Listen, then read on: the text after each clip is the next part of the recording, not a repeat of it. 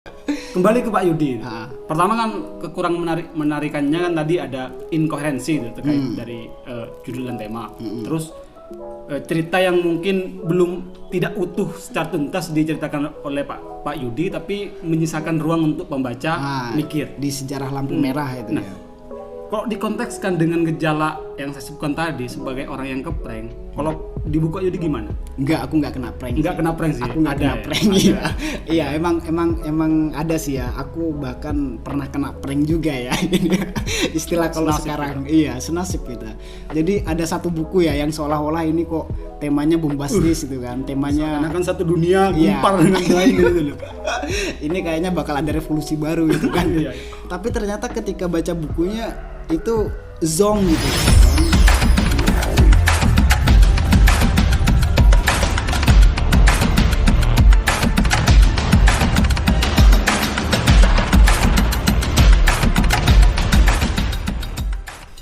Hai Kutubian, jumpa lagi bersama kita Pondok Pesantren Mahasiswa ya, Hasyim Asy'ari di Jogja, lebih dikenal dengan Komunitas Kutub. Kali ini kita akan mereview buku dengan judul bukunya Sejarah Nyeri karya Bapak Yudi TH. Silahkan teman-teman lihat covernya. Menurut saya ini cover yang cukup menarik ya, karena ada bunga, ada unsur-unsur yang sangat estetik dengan ketebalan buku 128 halaman. Di buku ini Bapak Yudi TH merangkum 19 cerita pendek. Nah, telah bersama kita Saudara Anam. Ini ya seperti kemarin-kemarin teman-teman kan reviewnya itu individu, Iya. enggak dua orang. Kali ini kita buat kayak podcast. Oke, siap. Aku sebagai penanya sekaligus orang yang berkeinginan membaca. Siap, Nah, siap. kamu nanti menjelaskan buku ini. Oke, siap. Pertama, kenapa sih kamu tertarik untuk mengajukan buku ini di review pada minggu ini? Apa sih yang membuat kamu tertarik untuk itu? Awalnya ya ketika buku itu terbit November 2020 ya. 2020. 2020 pertama aku lihat itu di margin kiri itu aku tertarik sejak melihat cover juga judul. Cover dan judul. Cover dan judul. Cover dan judul. Oke. Kenapa tertarik ya? Karena saya lihat dari Sejarah Nyeri itu judul yang mengingatkan saya, di bayang-bayang saya itu muncul bahwa Pak Yudi ini pasti nggak bakal jauh ngomongin peristiwa di tahun 1998 ya. Iya ya. Tragedi-tragedi besar Indonesia, tragedi, ya. pembantaian. Itu ya, tragedi-tragedi di masa itu ya, di masa-masa Orde Baru, yang mana apalagi kalau kita lihat covernya ya, yang mungkin aku yakin bahwa Pak Yudi ini nggak bakal nyeritain kisah bucin gitu kan. Oh iya. Kayak kebanyakan anak-anak Siap, milenial siap, sekarang gitu siap. kan. Itu ya. Dan ternyata setelah aku baca cerpen itu ya, ada dua cerpen yang ngebahas peristiwa di tahun 1998, yaitu di Sejarah Nyeri sendiri, Sejarah Nyeri. terus di Sejarah Kunang-Kunang. Keduanya itu menceritakan peristiwa tragedi di Solo Oh iya. tahun 1998. Dan aku rasa Sejarah Nyeri itu mewakili 19 cerita, yang mana 19 cerita itu oleh Pak Yudi sendiri dipukul rata judulnya dengan diawali kata sejarah. Sejarah. Sejarah Oh, Nyeri. berarti semua cerpennya judulnya sejarah. Iya, diawali dengan kata sejarah. Sejarah Nyeri, sejarah Kunang-Kunang, sejarah Lampu Merah, sejarah Sabun, dan sejarah-sejarah lainnya. Di Sejarah Nyeri ya, di 19 cerpennya ya, itu bukan berarti Pak Yudi mengambil beberapa unsur sejarah, contoh sejarah sabun itu seperti apa sih kan gitu. Oh, Jadi enggak secara ilmiah itu, sejarah secara ilmiah itu. Pak Yudi itu membuat sejarahnya sendiri, membuat sejarah wanita Malang seumpama ya. Iya. Kan ada ya di cerpen itu ada sejarah wanita Malang. Sejarah wanita Malang itu dia menceritakan tokoh perempuan, yang mana tokoh perempuan itu merupakan tokoh utama yang digarap oleh seorang penulis.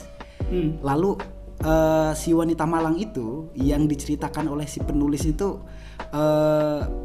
mengalami tragedi pemerkosaan. Oh iya. Jadi si tokoh itu memberontak si penulisnya sendiri itu kan. Jadi dari tokoh fiksi itu memberontak kepada tokoh yang menulis cerita itu yang nyata itu ya? Iya, itu si penulis ketika sedang menyelesaikan ceritanya itu didatangi oleh si perempuan Malang itu, si wanita Malang itu dimintai pertanggungjawaban gitu loh. Oh, atas kisahnya. Atas kisahnya. Menarik, gitu kan. menarik. Barusan kan aku bilang ya bahwa ini di 19 cerita ini ya. 19 cerita. Itu sejarah nyeri mewakili 19 cerita ini ya. Jadi satu cerpen ya? Iya, satu judul ini aku rasa mewakili semua isi cerita yang mengisahkan kenyeriannya masing-masing.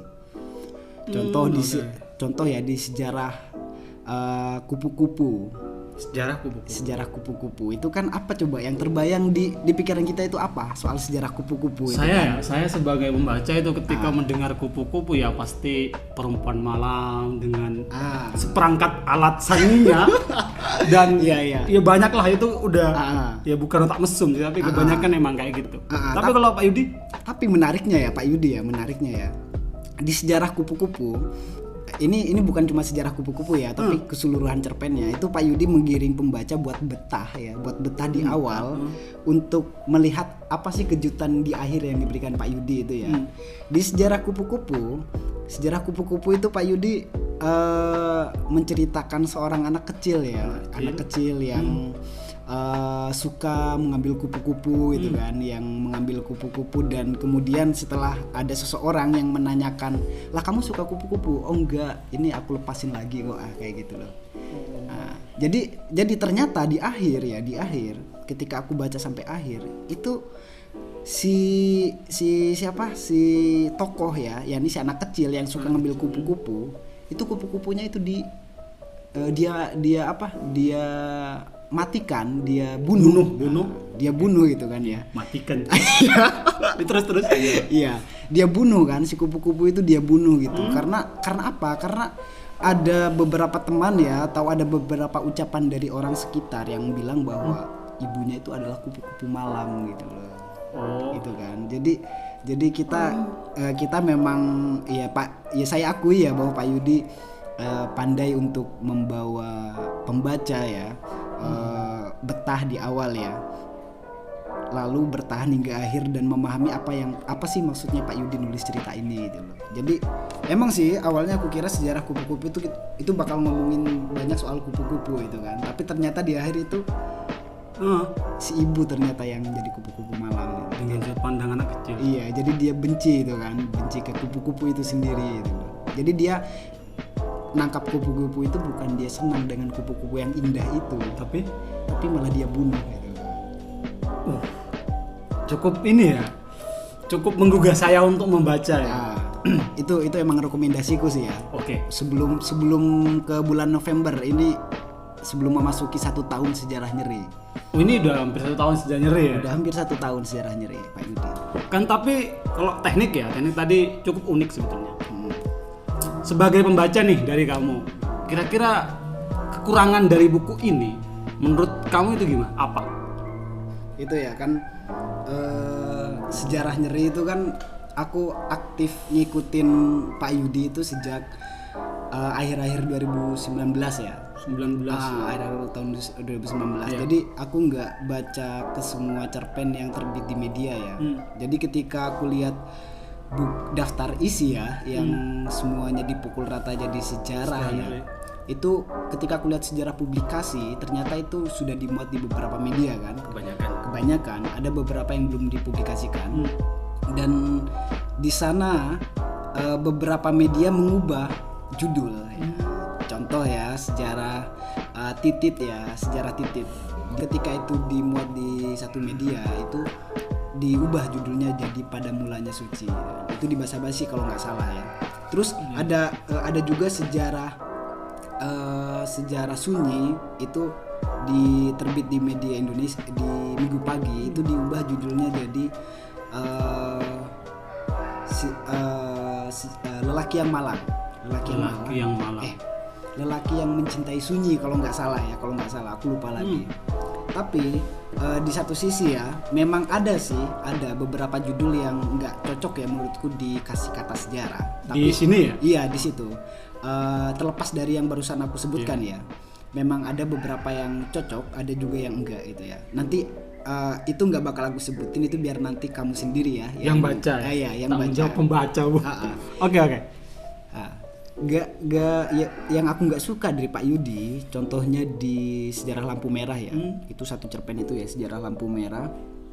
Kenapa aku nggak suka? Karena bukan nggak suka sih istilahnya kurang puas aja. Sebagai pembaca. Sebagai pembaca. Aku suka banget ya Sejarah Lampu Merah, tapi kurang puas karena apa? Karena oke lah ya, kita tahu gaya bercerita Pak Yudi itu ada beberapa orang yang bilang bahwa Pak Yudi memiliki nafas panjang ya untuk bercerita, sebagai pencerita, sebagai tukang cerita.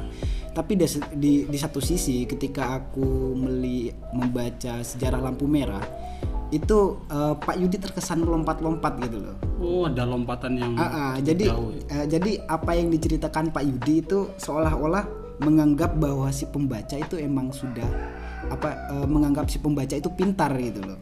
Untuk menebak apa isi cerita itu. Jadi kita memang diajak oleh Pak Yudi untuk mengisi kekosongan itu gitu loh. Jadi memang ada beberapa contoh ya di Sejarah Lampu Merah ya. Itu Pak Yudi menceritakan sangat singkat sekali perjalanan tokoh aku si perempuan yang ingin menjadi wanita karir, dan itu hanya diceritakan, contoh ya, ini si tokoh aku kehilangan ibunya, kehilangan ayahnya. Setelah ayahnya meninggal, dia meminta ibunya untuk menggantikan posisi ayahnya sebagai tulang punggung keluarga untuk membiayai dia kuliah, gitu, untuk membiayai pendidikan dia, gitu, karena dia bercita-cita menjadi wanita karir gitu kan. Tidak seperti ibunya yang lulusan SMP dan meskipun ibunya itu memiliki bakat menari itu kan. Jadi kalau kita bedain sama cerpen-cerpennya, contoh ya, punya Kiki Sulistyo atau cerpen-cerpennya Ahmad Tohari itu kan, itu beliau kan menceritakan satu kisah itu kan detail kan. Jadi membuat orang itu kadang kagum ya dengan penggambaran apa yang ditulis oleh Ahmad Tohari juga Kiki Sulistyo ya. Tapi di Sejarah Nyeri itu cuma diceritakan sekilas seperti itu aja. Dan Sejarah Lampu Merah itu hanya disinggung sedikit di akhir gitu. Jadi enggak ini ya, kalau orang cuma baca cerpen ini satu kali itu kesannya ini apa sih maksud Pak Yudi gitu loh. Jadi kok ngerasa aneh aja gitu, apa yang mau dimaksud gitu loh. Tokoh aku perempuan yang bercita-cita yang memiliki ambisi besar ya untuk menjadi wanita karir, dan akhirnya ketika dia sudah mencapai ya keinginannya, dia ngobrol dengan temannya Wiwit itu, oleh si Wiwit itu diperingatkan ya untuk sesekali lah bahwa orang tuanya untuk ikut berlibur ke kota gitu kan. Dan ternyata meskipun dia kekeh untuk yang enggak lah, itu emang udah kewajiban orang tua, ngapain gitu kan. Pada saatnya kita bakal jadi orang tua, dan itu dan kita memiliki kewajiban untuk menafkahi anak sendiri gitu kan, istilahnya kayak gitu kan. Dan setelah itu dia berpikir panjang ya bahwa oh ya ada benarnya juga kan. Setelah dia memutuskan untuk mengajak untuk bertemu orang tuanya, ketika di perjalanan ya dia tuh ketika di lampu merah itu melihat seorang perempuan yang menari gitu kan. Menari. Sedangkan di awal itu udah dikisahkan ya, udah dikisahkan bahwa orang tua si tokoh aku ini memiliki bakat menari gitu kan. Jadi kita bisa berkesimpulan bahwa orang yang menari di lampu merah itu adalah ibu si tokoh aku kan. Karena si tokoh aku di dalam mobil pun sempat kaget kok. Ini kok kayak kenal gitu kan ya. Gitu ya sih. Tapi di samping cerita Pak Yudi melompat-lompat ya, menurutku kesanku ya, melompat-lompat di sejarah lampu merah. Sejarah Nyeri itu tidak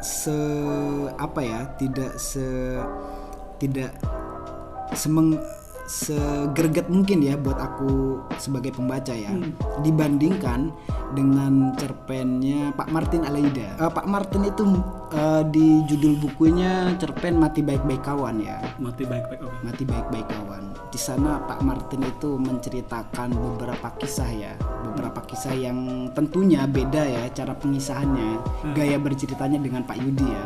Di sana aku lebih ngerasa emosionalku sebagai pembaca itu terangkat ya ketika membaca cerpennya Pak Martin ya. Jadi Martin Aleida itu di Mati Baik-Baik Kawan, dia itu menceritakan ulang sejarah Indonesia yang berbeda, yang versinya itu beda menurut versi Orde Baru itu loh. Oh iya. Jadi apa yang dikatakan Orde Baru A itu Pak Martin mengatakan B itu. Dan itu tentulah ya kita tahu lah latar belakang beliau itu seperti apa kan. Oh iya. Jadi dia itu mengisahkan pengalaman pribadinya, romantisisme masa lalu beliau, soal tragedi-tragedi di tahun 1995. 1965.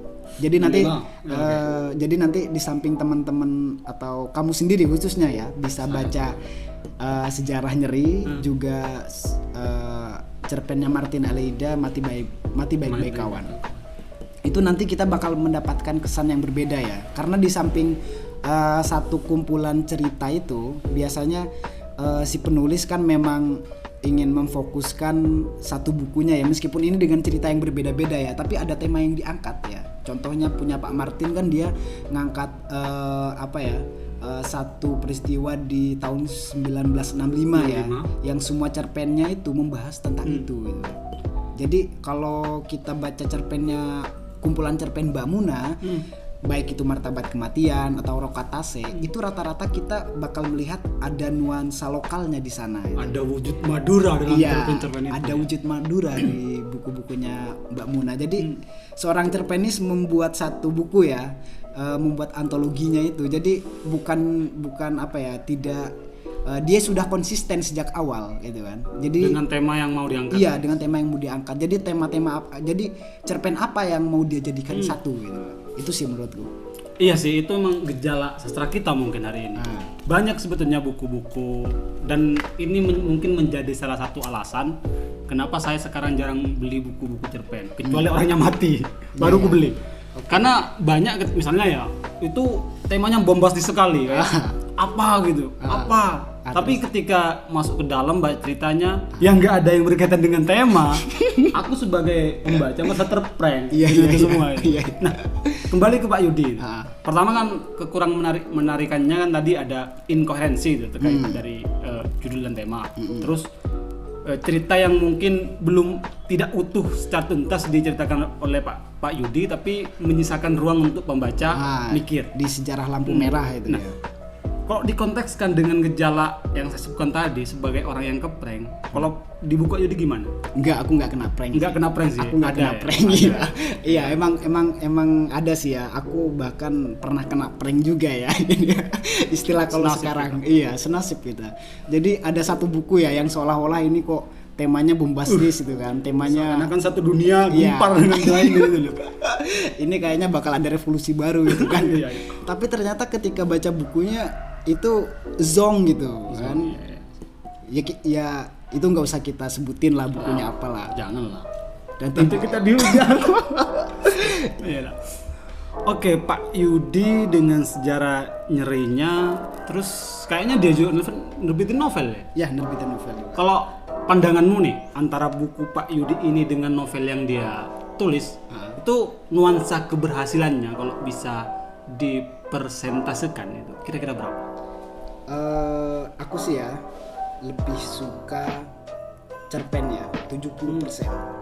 Untuk cerpen ini ya? Iya, untuk sejarah nyeri di antara buku Pak Yudi yang aku baca ya, di antara cerpen-cerpen yang dimuat di media ya, aku lebih suka sejarah nyeri ya. Sejarah nyeri. Ini bukan karena margin kiri yang nerbitin ya, bukan ya. Meskipun aku emang nggak pernah ragu ya buat beli buku-buku terbitan margin kiri, tapi di satu sisi secara tema ya yang diangkat Pak Yudi itu secara keseluruhan mewakili sejarah nyeri masing-masing tokoh, masing-masing cerita di dalamnya. Oke, terakhir ya, karena kita ada waktu. Pesan kamu sebagai pembaca dan mungkin pengagum Pak Yudi, pesan kepada pembaca yang lain atau kepada Pak Yudi, kesan dan pesanmu ya sebagai penutup. Sebagai pembaca sih aku cukup terkesan banget ya ketika baca buku Sejarah Nyeri ya. Ini Harapan mungkin juga boleh. Iya. Kepada Pak Yudi atau siapa aja. ya harapan sih ya sebagai penulis cerita pemula ya yang mana aku harus belajar banyak ya, bahwa Pak Yudi di sini mengangkat tema-tema yang katakanlah kurang kita perhatikan gitu ya. Oh iya, tema yang sebetulnya itu ada tapi tidak kita perhatikan. Meskipun di sejarah kupu-kupu ada beberapa temanku yang menganggap ini klise. Cuma Pak Yudi terselamatkan oleh gaya dia bercerita, teknik dia bercerita, bagaimana dia mengangkat hal-hal yang klise itu menjadi baru lagi. Contohnya kalau banyak kan ya yang ngomongin kupu-kupu malam kan. Banyak kan ya. Sudut pandangan kecil tuh banyak juga dalam dunia percerpetan kita. Tapi di situ Pak Yudi mengaitkan kupu-kupu dengan si anak kecil dan kondisi sosial anak kecil yang banyak orang mengatakan bahwa wah ibumu kok kupu-kupu malam gitu kan. Dan di awal itu aku mengira nggak bakal ada kaitannya dengan kupu-kupu malam gitu. Kesanku lagi, dia cukup produktif sih. Aku masih harus belajar. Dia cukup produktif. Pak Yudi memang bukan ngirim ke semua media, tapi kalau kata ke Pak Izi nyaris. Iya benar. Oke. Nyaris. Ada lagi yang mau disampaikan kepada Om Aja? Udah, itu terakhir. aja. Oke. Makasih Mas Anam dan Kutubian semuanya telah membedah buku Sejarah Nyeri, mungkin akan menjadi list bacaan kalian di bulan September ini. Itu menurutku wajib sih. Wajib ya? Wajib kata pembacanya Mas Anam. Kita ketemu lagi dalam review buku minggu depan. Tunggu aja kejutannya. Kita akan membahas salah satu penulis Indonesia yang cukup masyhur. Oke Mas Anam, terima kasih ya. Sehat selalu dan produktif.